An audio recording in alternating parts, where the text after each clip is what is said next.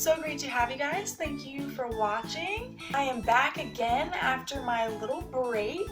Again, sorry for that. For today's video, we're going to be doing something that is happening because it is just that time of year, and some of you guys may not know why your beauty is getting slower. So we are going to talk all about brumation, and I'm going to give you signs of brumation, and I'm going to give you some tips on what to do for when your beauty is going through this. So let's get to it. First things first is, what is brumation? If you have never heard of brumation before, then what that is a bearded dragon's version of hibernation. It's just called brumation. So in the wild, what they would normally do is they will burrow into the dirt, something kind of moist and under deep enough so where it's dark, you know, they're not going to get hurt under there, and then they will brumate for about sometimes up to like 9 months.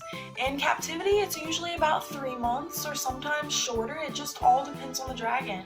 And for some people like me, my little girl Belly, she does not brumate. She has never brumated with me. She's about 2 years old. The other one, however, Nyx, she is actually going through the first signs of brumation right now, so within the next couple weeks she could very well be going into full brumation. It just all depends on her cycle. So let's get into some signs on how to tell that your beauty is brumating. This right here is Belly. This is my baby that has relentless energy. She always wants to run around. She never stops, and I literally have to get her to run around on the floor before she goes to bed each night. This little baby right here is not a brumator, and you know, that's okay. If your baby is super active like my Belly here, then that's totally fine. Just leave him be. You don't have to try to force him into brumation or anything. It's not something you need to do. So if you got a little Belly with you, the relentless energy, yeah, there's nothing much to do. So this is what a very active dragon looks like, and I will show you signs of the brumating baby are, and that is what Nyx is going through. Here's little Nyxie pup. She has been sitting in there pretty much all day today. She'll open her eyes occasionally. She drinks some water for me. She ate like 2 roaches or so. I just offered them to her.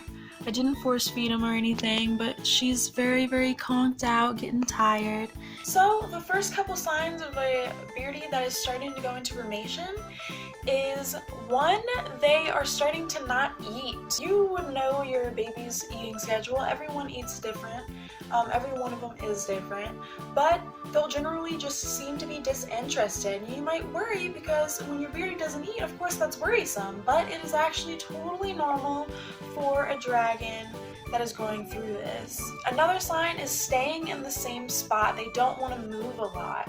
They might be on the cold side a lot more often.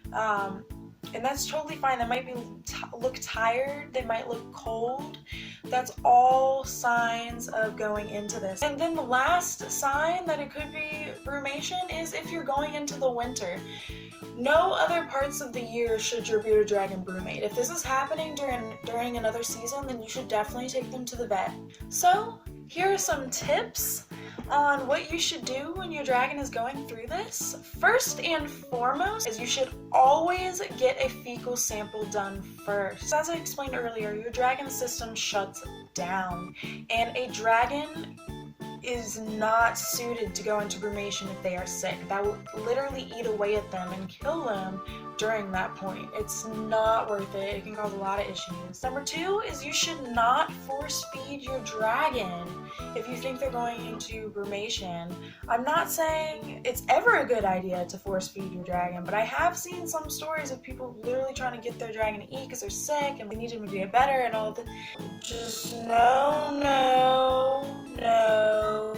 Their stomach is literally closing down. What will happen is if they start going into brumation and they didn't want to eat that food to begin with, it will literally sit in their stomach until the end of brumation, and it's not going to go through their system. So it'll cause a lot of internal issues. Number 3, and this one has to be the hardest one when your bearded dragon is in brumation, especially for owners, is you have to leave them alone. You cannot play with them, touch them, kiss them, pet them, anything during this time, because again, their body is shut down. So you can actually cause their body to go into panic and give them like a heart attack, and not what you want to do. Check up on them every couple days, or every day if you really want. Make sure they're still breathing, but as long as they're still breathing, your baby is fine. To make sure that they have fresh water in there, because they could very well get up and like lick a few drinks of water. Like always make sure you have fresh, clean water in the tank every single day during brumation. And then finally, last but not least for this video, it is a really good idea to have a hide of some sort. You need to have a hide for your dragon in that tank.